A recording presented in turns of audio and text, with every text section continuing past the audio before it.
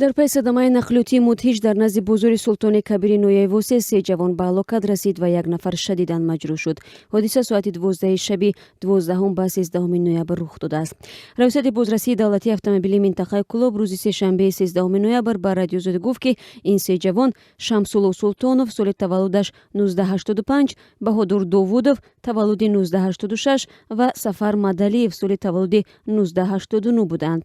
ин манбаъ гуфт ки ин 4 нафар сокинони Кӯлоб буда. Шамсулло Султонов ки мошинро ронандагӣ мекард, корманди воҳиди таъиноти махсуси вазорати корҳои дохилӣ аст. Бойназар Тағоиев, сардухтури бемористони марказии Ноябосе, дар бораи нафари чаҳорум ки аз ин садама ҷон ба саломат бурд гуфт, вақте ба бемористон интиқол ёфт, дар ҳолати бисёр вазнин қарор дошт ва баъди талошҳои табибон вазъаш беҳтар шуд.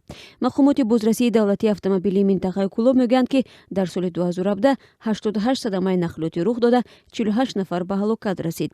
تعداد مجروحان صدمه‌ها نزدیک به 100 نفر حساب شده است.